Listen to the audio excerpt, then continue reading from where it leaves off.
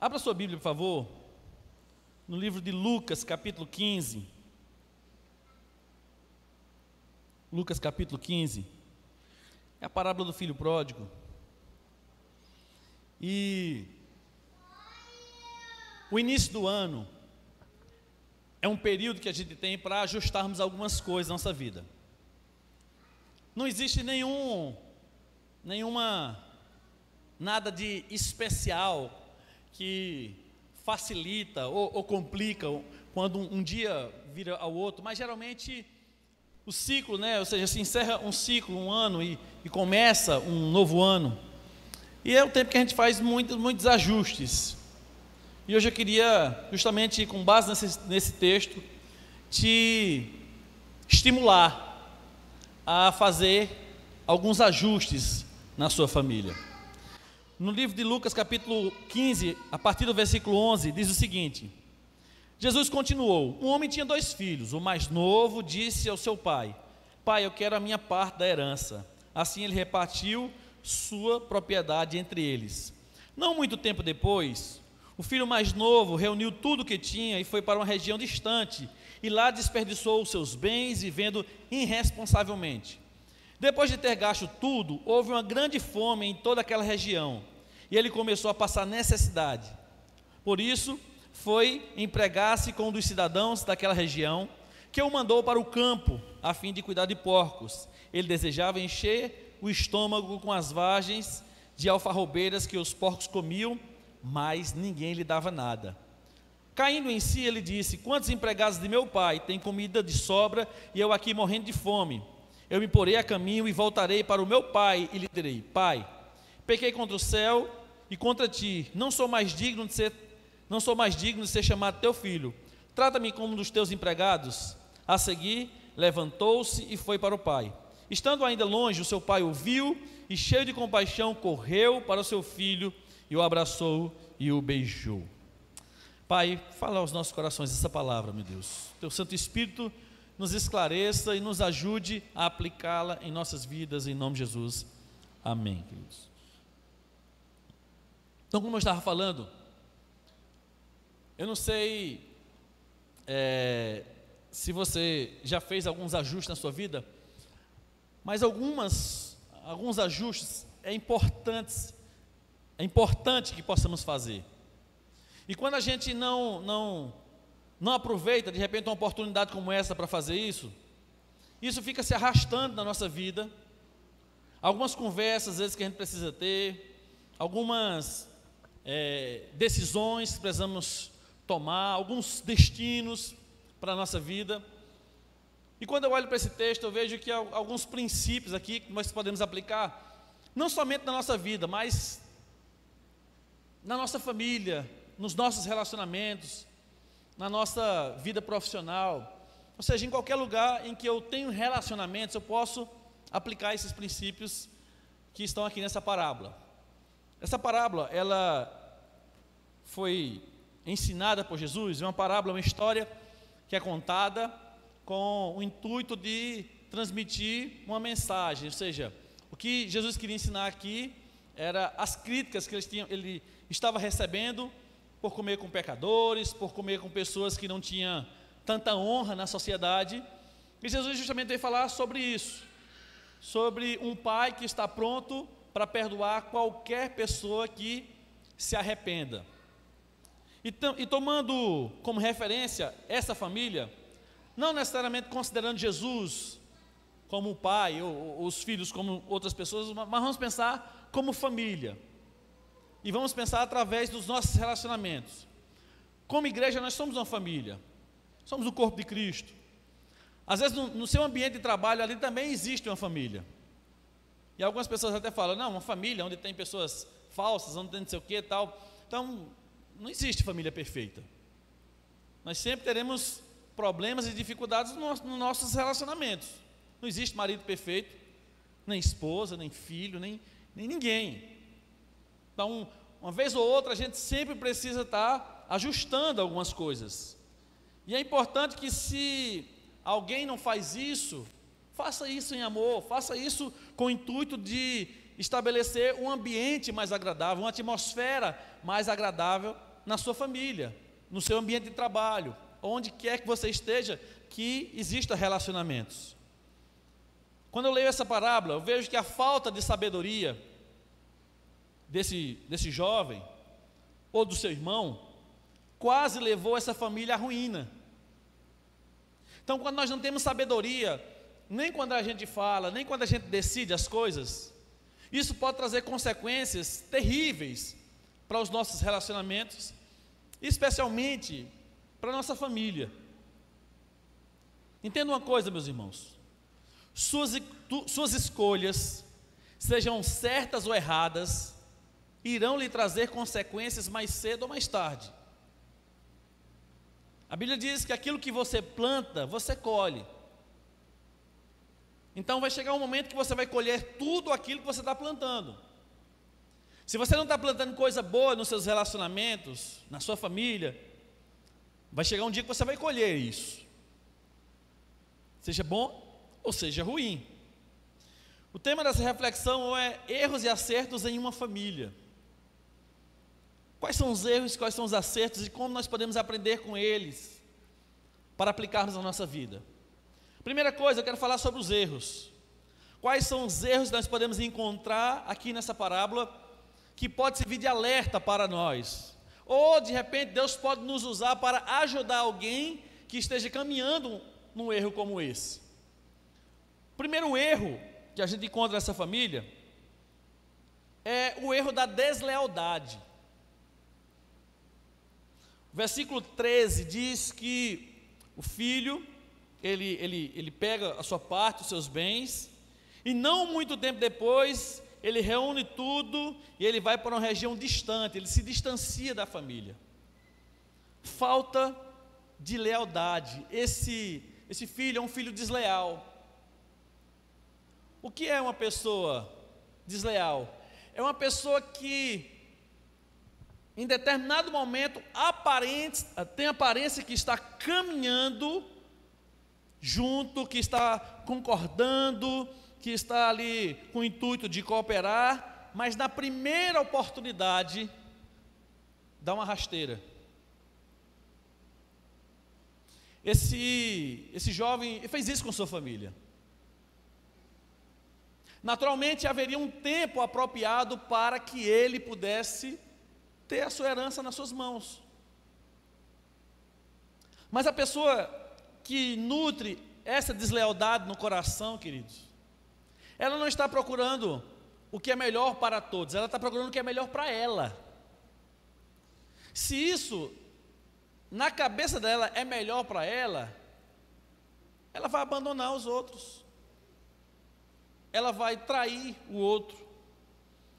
A deslealdade é sempre acompanhada de muita ingratidão. Esse jovem, com essa atitude, ele mostra toda a ingratidão que tinha no coração. Irmãos, qualquer um de nós pode nutrir no coração um sentimento de deslealdade. A todo momento nós somos tentados a cometer os mais terríveis pecados. Mas a tentação é como uma planta: se você regar, ela vai crescer. Se você cuidar, ela vai crescer. Então, uma coisa que é interessante aqui é que toda vez que a gente toma uma atitude errada, toda vez que a gente tem uma atitude de deslealdade, sempre tem alguém que nos apoia. Sempre tem alguém que diz: não, mas é isso mesmo, você está certo, você está certa. Sempre vai ter alguém que vai cooperar com o nosso erro. O texto diz que ele pega tudo que ele tinha e ele vai para um lugar e ele desperdiçou os seus bens vivendo de maneira irresponsável. Ele pega tudo que tem e ele vai beber, ele vai ter uma vida promíscua, e sempre tem alguém que apoia isso. O marido, quando quer trair a esposa,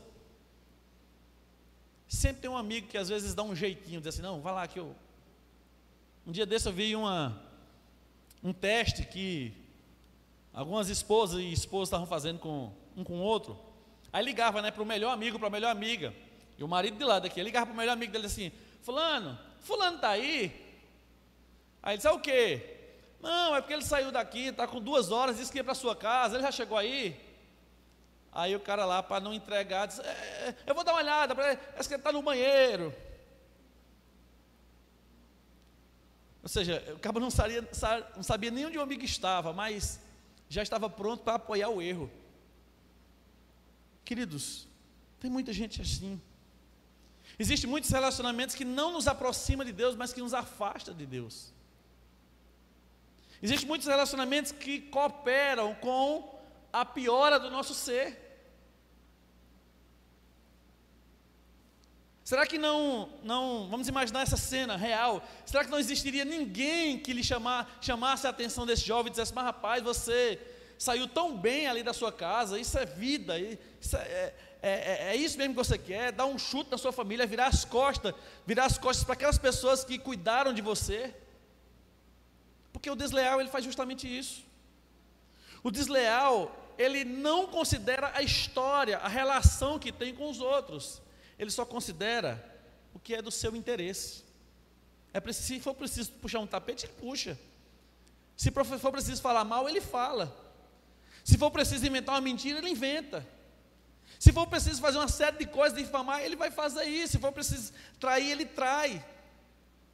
Mas, queridos, o pior não é somente isso. O pior é ter sempre uma pessoa para apoiar. Então, meu irmão, minha irmã, se você está tendo alguma atitude ou algum sentimento de deslealdade com pessoas que são caras, importantes para você, trate isso, não alimente isso. Compartilhe de repente isso com o seu discipulador, com a sua discipuladora. Porque se eu confesso a minha tentação, queridos, eu não vou confessar o meu pecado, porque eu não vou pecar. Outra coisa, tome muito cuidado, porque às vezes a gente fica muito chateado com alguém, ou com raiva de alguém, e a gente vai falar com outra pessoa, e essa pessoa no lugar de dizer assim: olha, se acalma, não, fala ao contrário, é isso mesmo. Tem sempre alguém para colocar mais lenha na fogueira, tem sempre alguém para nos levar para mais perto do diabo. Então, um primeiro erro que eu vejo aqui nesse texto, assim, foi uma deslealdade que surgiu no coração de um filho que não foi tratada. Um outro erro é a dureza de coração. No versículo 14, diz que depois de ter gasto tudo, houve uma grande fome naquela região e ele começou a passar necessidades. E o que é que ele faz? Ele volta e conserta o erro? Não, ele continua no erro. Por isso foi empregar-se com os cidadãos daquela região, que o mandou para o campo a fim de guardar porcos. Só tem um emprego, é cuidar de porco. É mais ou menos assim: só tem um emprego aqui para você, menina, você vai ser prostituta. Só tem um emprego aqui para você, você vai vender droga. Só tem um emprego aqui para você, é alguma coisa que vai destruir ainda mais sua vida. Não que isso estava no mesmo peso. Aqui significava que cuidar de porcos era a pior coisa que um judeu poderia fazer. Mas imagine você, no lugar de melhorar a sua vida, você afunda ainda mais. Isso é fruto de quê? De um coração duro. Um coração duro, queridos, um coração insensível, não escuta a voz de Deus. Um coração insensível não escuta a voz do Espírito Santo. Uma pessoa com coração insensível pode até ter experimentado um momento de profundo relacionamento com Deus, mas se não tratar aquilo ali, aquele coração duro leva aquela pessoa ao fundo do poço. E meus irmãos, eu já sofri muito em algumas situações porque eu endureci meu coração.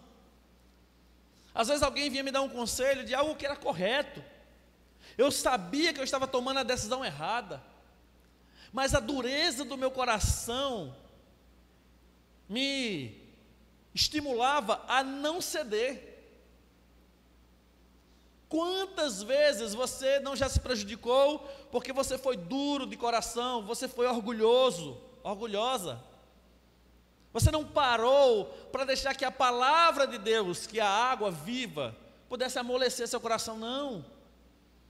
Você ficou alimentando os seus sentimentos com as experiências negativas. Isso é um erro na sua vida, isso é um erro na vida de qualquer pessoa.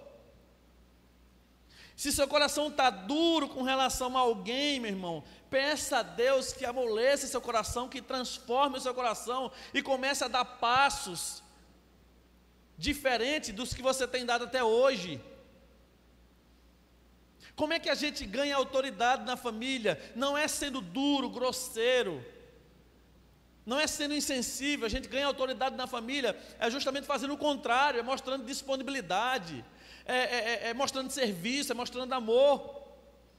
Um coração duro não é sinônimo de uma pessoa afetuosa. O grande problema é que, para o mundo, amorosidade, carinho, ou qualquer outro tipo de sentimento agradável, é sinônimo de fraqueza, não. Sinônimo de fraqueza, queridos, é não deixar que Deus trabalhe no seu coração. Aí eu vejo e lembro da história da mulher samaritana. Jesus querendo manter um diálogo, aquela mulher colocando um monte de barreiras. Como é que sendo tu judeu, pede água a mim que sou samaritana? Então Jesus querendo manter um diálogo, mas ela endurecendo a conversa. Meu irmão, minha irmã, talvez esse seja um momento que Deus está dando para você para mudar o seu coração. Para mudar você, mudar a sua estrutura, para que você se descaracterize completamente dessa pessoa amargurado que você é, dessa pessoa dura, insensível. Talvez seja seja a oportunidade que Deus está te dando. Há pessoas que preferem chegar ao fundo do poço do que voltar e pedir perdão, do que voltar e reconhecer o erro. Não é assim que Deus quer para a sua vida. Escute uma coisa: um erro que você não conserta sempre vai te levar a um erro maior, a um abismo maior, a um buraco maior. Sempre chegará um dia que essa dureza de coração virá contra você. Imagine, irmão, se esse jovem ele tivesse saído de casa, mas nos primeiros dias tivesse voltado e disse: pai, olha, eu me arrependo do que eu fiz, eu não devia ter feito isso. Eu já gastei uma parte do dinheiro, mas aqui tem outra parte do dinheiro. Não. Ele não fez isso. Ele voltou para casa quando estava lá na lama, lá no buraco, na pior situação que um ser humano poderia estar. Aí que ele volta. Imagine que a vergonha é maior, o constrangimento é maior, o prejuízo é maior. Quando a gente não conserta as coisas no tempo certo, o prejuízo é maior. Talvez você esteja pensando: meu Deus, se eu tivesse pedido perdão lá atrás a fulano de tal, já teríamos resolvido isso. Mas não resolveu por quê? Porque é duro, porque é dura no coração. E é uma coisa que vai acontecer, queridos: ou você amolece seu coração, ou a vida vai ser ainda mais dura com você. Então, esse jovem, ele não consertou a sua vida imediatamente, porque deixou que o coração dele ficasse duro. E talvez esse seja o momento de você melhorar nas suas palavras, no seu trato com os outros. Para que tanta dureza?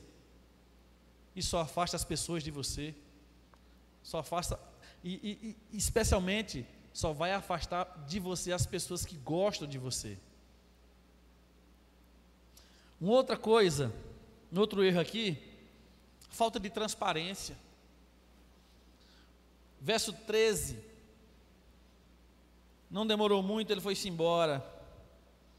Verso 29, fala de um outro irmão, e o outro irmão está ali chateado, e o outro irmão diz: olha, durante todos esses anos eu fui fiel ao Senhor, o Senhor nunca me deu um cabrito para celebrar, estava com o coração duro, estava irredutível com relação a receber o seu irmão, que voltou arrependido. E ele ainda critica o seu irmão. Era uma noite de festa, mas as palavras que saíram da boca daquele irmão mais velho eram palavras tóxicas. Escute uma coisa, meu irmão. Abra o seu coração, compartilhe. Eu fico imaginando, vamos imaginar essa família. Esse filho mais novo, ele chegasse para o pai e dissesse: pai, eu estou com uns pensamentos aí, pai. O que é? Deixa eu compartilhar com o senhor aqui, olha. Eu pensei, eu vou ter parte nessa herança, né? Eu sei que o senhor é um homem bom, o senhor vai me incluir nessa herança aqui. Pai, eu estou pensando em dar uma direção para a minha vida, estou pensando em fazer umas coisas aí, o que o senhor acha? Não. Ele guardou aquilo no coração. Ele maquinou aquilo na cabeça dele e ele esperou a oportunidade que ele achou adequada para ser desleal com sua família. Maquinou tudo. O texto diz que ele recebe o dinheiro e aparentemente ele fica em casa ainda. Pede a herança, ficou em casa. Verso 3 diz: depois de algum tempo, ele junta tudo e ele vai embora. Ele não é transparente. Meus irmãos, acho que um dos piores sentimentos que alguém pode ter no seu coração é o sentimento de traição. Quando alguém de sua confiança passa a perna. Quando alguém da sua confiança faz algo que não deveria fazer. Que traz uma desarmonia familiar, que traz uma desarmonia no trabalho. Não, esse jovem, ele não abre o seu coração, ele não compartilha o que ele pensa. De repente ele poderia até ter pensamentos diferentes do seu pai. Irmãos, eu estou imaginando uma família.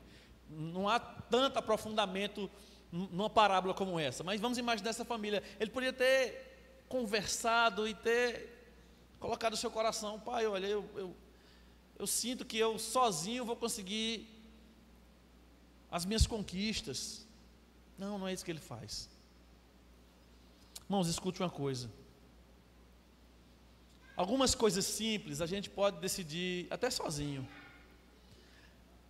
mas coisas que estão relacionadas ao nosso destino, nós precisamos de pessoas mais experientes para nos ajudar. Nós precisamos de pessoas que têm mais maturidade para nos ajudar. Às vezes a menina está chateada em casa, quer sair de casa e casa com a primeira pessoa que encontra. E aí quebra a cara. Às vezes nós tomamos decisões pelo impulso e a gente quebra a cara também. Meu irmão, aquilo que envolve o destino da sua vida, eu te recomendo, conversa não somente com uma, mas com várias pessoas que de repente já chegaram aonde você gostaria de chegar. Estude. Compartilhe especialmente com as pessoas que te amam.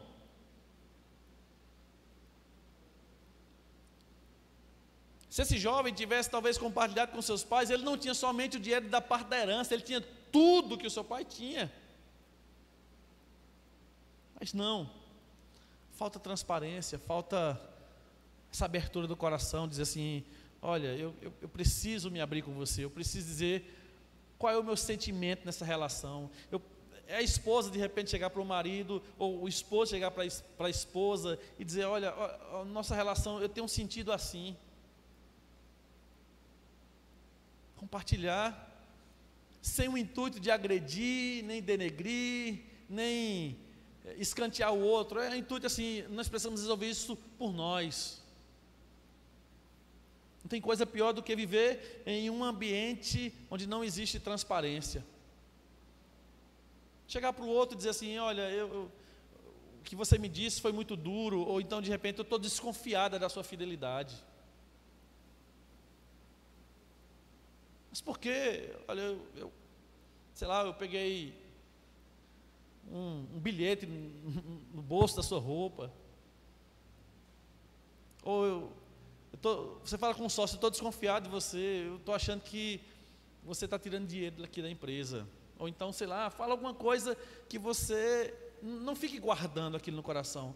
Fale aquilo que está angustiando você. Às vezes é melhor você ficar 20 minutos sem jeito na frente de alguém, do que passar a vida toda sem jeito e tendo que disfarçar aquilo. Abra o seu coração, seja transparente. O outro filho não foi, ele chega para o pai: pai, olha, eu sempre trabalhei com o senhor nunca me deu nada. Aquele filho guardava no seu coração um sentimento ruim, um sentimento de que o pai não gostava talvez dele. Aquela pessoa que trabalha esperando um reconhecimento. E qual é o reconhecimento que ele espera? Ele espera que o pai tenha uma atitude, mas a vida do pai demonstrava isso. Então, faça algo porque tem que ser feito, não é porque você quer reconhecimento. E uma quarta coisa que não pode ter nos nossos relacionamentos, especialmente na nossa família, é ser um promovedor de discórdia. Sabia que tem pessoas que são especialistas em promover discórdia? Você conhece gente onde você trabalha que é assim? Que quando você chega para conversar alguma coisa, eita, fulano, eu tive um pequeno desentendimento com a pessoa, não vale nada, nunca te disse isso, mas não vale nada. Aí começa. Gente que por onde passa deixa aquele ambiente adoecido. Gente que quando acorda em casa, a pessoa já pensa assim: eita, pronto, agora a paz acabou. Esse jovem, filho mais velho, o pai diz, ele conversa com um dos empregados, diz: olha, seu irmão chegou aí, cara, ele se arrependeu, seu pai mandou matar um novilho gordo, fazendo uma festa. Verso 28 diz, sabe o que? O filho mais velho encheu-se de ira e não quis entrar. Então seu pai saiu e insistiu com ele. Veja a atitude de um e de outro. A atitude de um é assim: não vai ser do jeito que eu quero, então eu não participo. Tem gente assim na igreja. Se a coisa não sair do jeito que ele gosta ou que ela gosta, não participa. Irmãos, por exemplo, vamos comprar umas cadeiras. Vamos voltar aqui. Aqui qual a gente compra as cadeiras? Aí ele levanta e diz assim: eu quero uma cadeira azul. Aí a pessoa levanta aí escolhe comprar a cadeira preta, por exemplo. Aí ele fala assim: não vou participar porque não é azul. Aí sabe o que essa pessoa faz? Ela não só participa, ela chega para outra assim: tu vai participar da cadeira preta? Porque eu não vou dar meu dinheiro nessa cadeira preta ou nessa cadeira verde. Eu só dou se for azul. Às vezes a gente faz isso, queridos, e a gente não sabe que a gente está prejudicando nós mesmos. Promover discórdia, promover contenda, promover uma atmosfera negativa na família. Deus não salvou você para isso. Deus não transformou o seu coração para isso. Deus tem missão mais nobre para você, meu irmão, minha irmã. Isso não combina com você. Isso está destoando daquilo que Deus quer para a sua vida. Deus não te olha assim. Você pode até ter atitude assim, eu posso ter até uma atitude assim, mas Deus não nos vê assim. Isso é estranho aos olhos de Deus. Enquanto deveria existir um ambiente de festa, o irmão mais velho deveria chegar e dizer: nossa, que bom, ele voltou. Não, ele sai chateado: não vou participar disso, não vou me envolver com isso, não concordo com isso. Aquilo estava guardado no coração dele. Talvez ele tivesse inveja do seu irmão. Talvez ele até queria tomar a mesma atitude que o irmão tomou, mas não tinha coragem. O que ele faz? Ele quer estragar o que está acontecendo. Mas ele não consegue. A Bíblia diz que o pai vai se encontrar com ele e vai explicar para ele: meu filho, o que eu tenho também te pertence. Aí o pai disse: mas nós tínhamos que celebrar, e é feita a festa. Escute uma coisa, meu irmão, minha irmã. Se você está remando contra a vontade de Deus, contra os princípios da palavra de Deus, você vai ficar fora da festa. Se eu quiser o mal para um ente querido meu, quem vai perder sou eu. Sou eu que vou sofrer. Então, os erros, eles não devem ser promovidos, eles não devem ser enaltecidos, eles devem ser corrigidos. E meu irmão, todo mundo erra, toda família é imperfeita, todo relacionamento tem suas imperfeições. A gente, de vez por outra, precisa fazer esses ajustes. E é muito difícil fazer ajustes, mas é necessário. Qual é o ajuste? Com quem você precisa fazer um ajuste este ano? Para que você possa iniciar esse ano com o coração tranquilo, sem peso na sua consciência, sem peso nos seus ombros. A gente olha uma família, nossa, está perfeita, mas tem um montinho de coisa guardada ali dentro, um monte de sentimento ruim, um monte de pensamento ruim, que uma vez, uma hora ou outra, iria vir à tona. E uma coisa que o diabo tem, ele não tem pressa. O diabo, ele é especialista em colocar uma pitadazinha, todos os dias, para que a gente continue nutrindo aquela plantinha do mal dentro de nós. Não é assim que Deus quer os nossos relacionamentos, a nossa família, a nossa igreja, as nossas células. Não é assim que Deus quer você no seu trabalho. Quando você sai da sua família, quando você sai da sua célula, quando você sai do seu trabalho, quando você sai dos ambientes que você frequenta, o que as pessoas pensam a seu respeito? O que você acha que as pessoas pensam de verdade? Não são as mentiras que são inventadas, mas de verdade. Essa família tinha tudo para dar errado. Se a gente for pensar assim, essa família teria tudo para não ser um exemplo. Mas por que ela é uma referência para nós? É porque, queridos, para cada erro nosso, Deus tem sempre uma solução. Para cada deslealdade nossa, Deus tem sempre o perdão. Para cada dureza de coração, Deus tem sempre a sua palavra para amolecer, para transformar o nosso coração. Para cada falta de transparência, Deus tem sempre uma maneira de clarear e de ajustar aquilo na nossa vida. Para cada discórdia, Deus tem sempre uma palavra de união. A Bíblia diz que a palavra dura suscita ira. E há muita palavra dura que a gente fala propositalmente. A gente sabe onde que isso vai dar. Mas a palavra branda desvia o furor. A gente precisa, queridos, colocar isso em prática na nossa vida. Eu falei dos erros, mas quais são os acertos? Os acertos, vou ser mais objetivo. Primeiro acerto: o pai deixou o filho ir. Versículo 12, do capítulo 15, o filho chega para o pai. Versículo 11, ele pede, fala para o pai o seu sentimento, e o versículo 13 vai embora. Escute uma coisa, querido.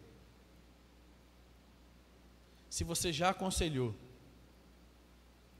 se você já mostrou lealdade, se você já mostrou um coração amável, se você já mostrou não promover discórdia, mas unidade, e alguém deliberadamente quer se afastar de você, deixe ir. Deixe essa pessoa ir. Pastor, mas é um filho, aqui também era. Deixe ir. Deixe a pessoa tomar e aprender com suas experiências.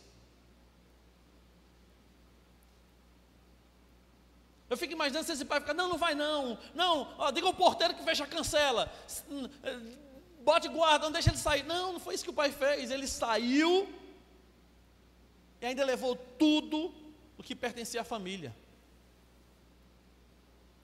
Deixe ir, irmãos. Há pessoas que esse ano, para que a sua vida tenha, que você possa viver o melhor ano da sua vida, algumas pessoas vão se afastar e você vai dizer: Deus abençoe. Você acha que foi fácil, de repente, para um pai ver um filho saindo pela porta, do jeito que saiu? Não foi. Porque nunca é fácil, de repente, a gente ser traído, enganado, desleal. Mas o pai deixou. Vá lá, meu filho. É isso que você quer? Vá lá.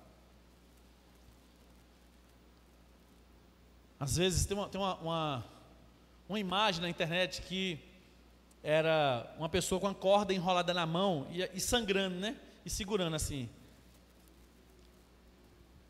Aí ele dizia o seguinte: é melhor deixar ir do que você ficar sofrendo, segurando algo que não tem mais como segurar. Deixa ir. Uma outra coisa que o texto me mostra de acerto do pai. Aliás, deixa eu falar só sobre isso. Já pensou se o pai tivesse insistido e não deixasse ele ir? Sabe o que ele ia dizer? Eu poderia ter dado certo, mas o Senhor nunca me deixou. O Senhor nunca deixou que eu tomasse minhas decisões. O Senhor nunca fez isso, fez aquilo. O que é interessante é que o pai deixa aí e não vai em atrás. Quer ir, vá. Agora eu não vou atrás. Uma outra coisa aqui que eu acerto é que o pai, apesar de tudo, ele manteve a sua essência. Versículo 17 diz que quando o filho caiu em si, ele lembrou: quantos empregados de meu pai têm comida de sobra e eu aqui morro de fome? Qual era a essência desse pai? Esse era um pai amoroso, esse é um pai generoso. Naquela época, empregado era escravo. E o texto diz assim, como se ele dissesse: quantos escravos do meu pai têm pão com fartura? Ou seja, eles ganham mais do que um escravo deveria receber, um empregado deveria receber. E eu aqui estou morrendo de fome. Ele sabia a essência do seu pai. Quando o filho volta, a essência do pai está do mesmo jeito. Queridos, às vezes uma atitude ruim de alguém contra nós, às vezes, se não tivermos cuidado, isso nos adoece. Quantas vezes eu fiquei doente como pastor, de pessoas que foram desleais, de pessoas que foram que traíram. Nossa, eu ficava ali angustiado.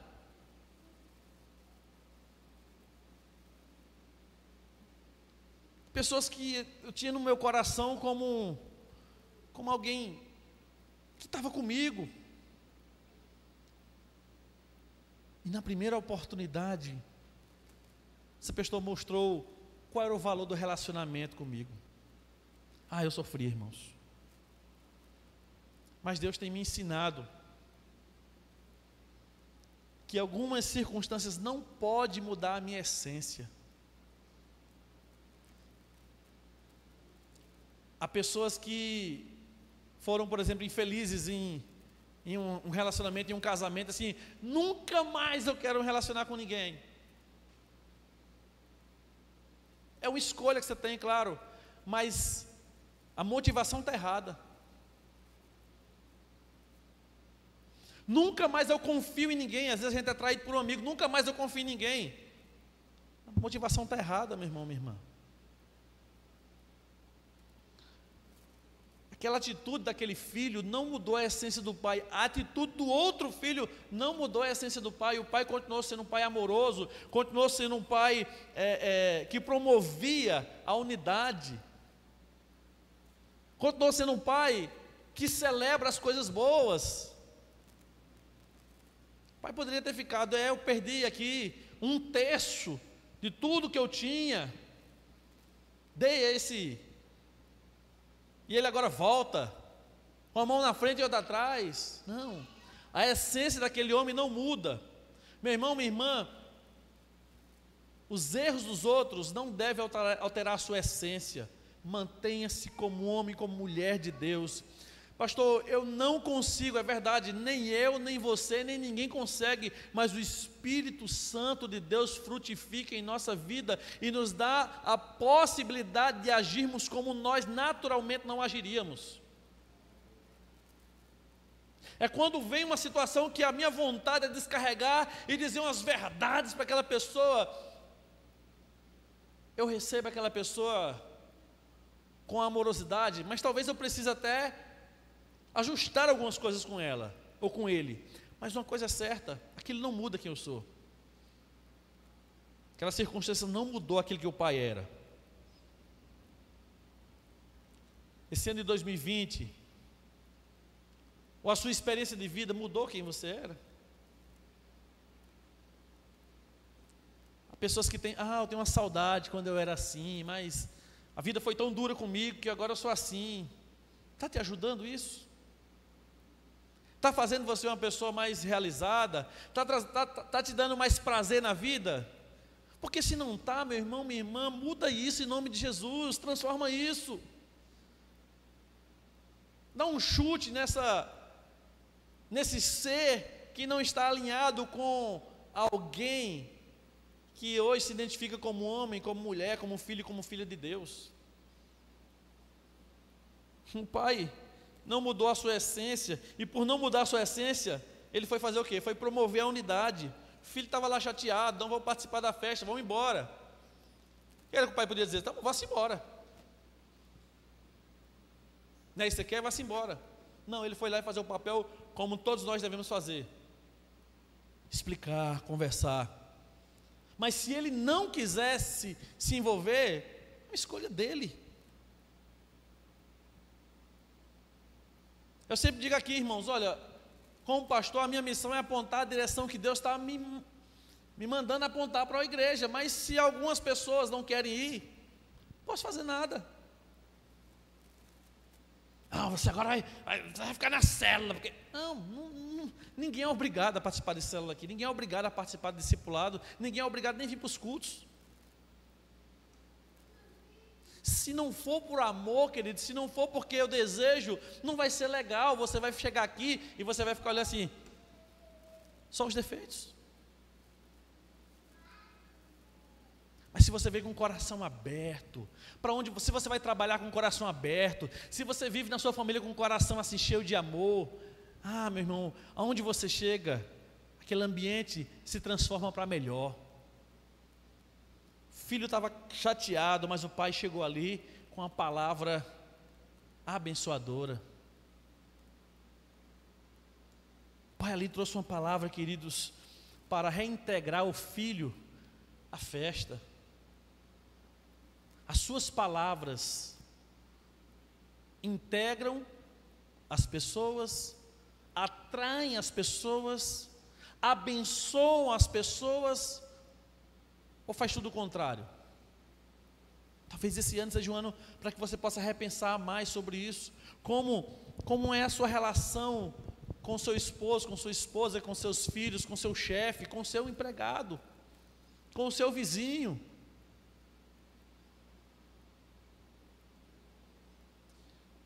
E última coisa, queridos, o último acerto aqui é aquele que todo mundo conhece.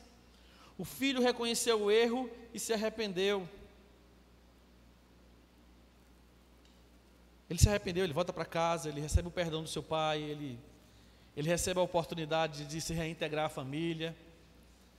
Ele agora tem a oportunidade de viver mais maduro do que antes. Escute uma coisa, meu irmão.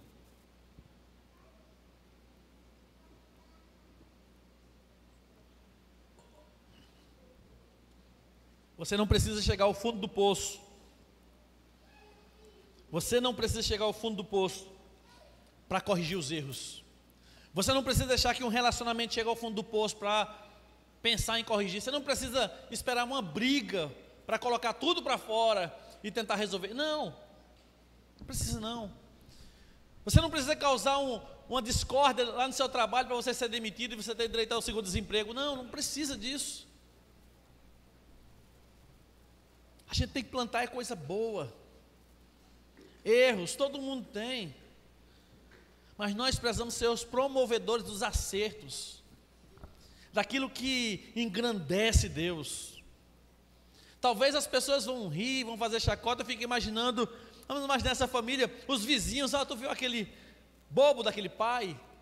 O filho saiu, gastou tudo, voltou para casa, todo sujo, todo rasgado, cheirando a porco, e no lugar do pai dar uma correção nele, mandar ele se embora, não, recebe, faz uma festa.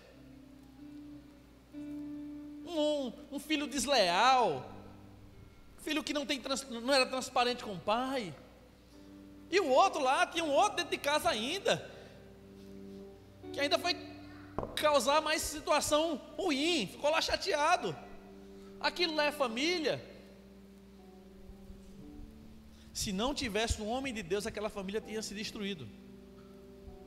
Se não tivesse um homem de Deus naquela família, aquela família tinha acabado.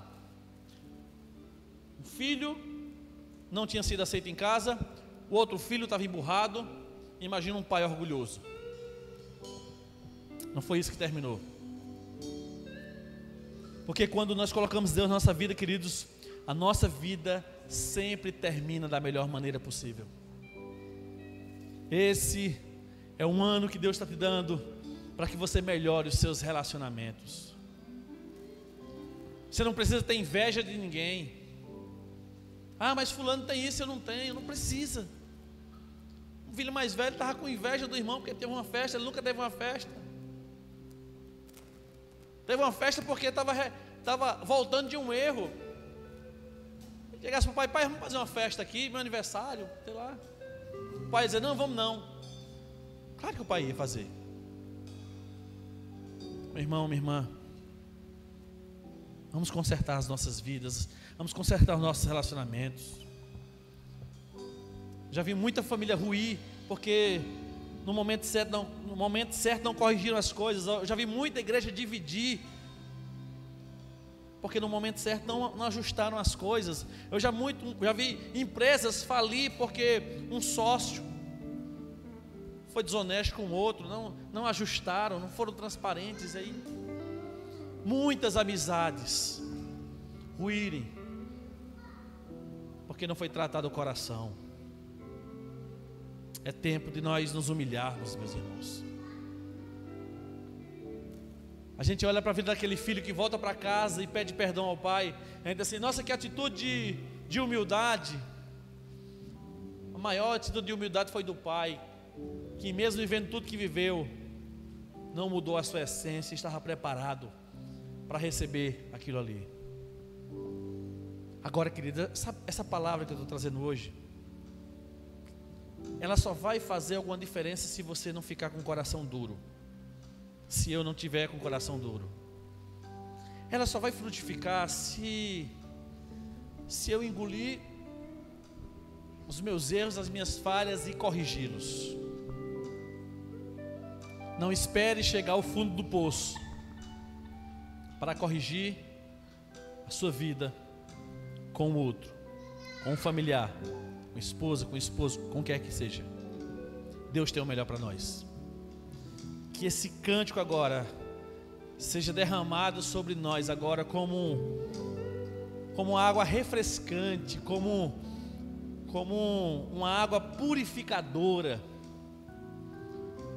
como uma oração que fazemos agora ao Senhor. E que o Senhor nos prepare para um caminho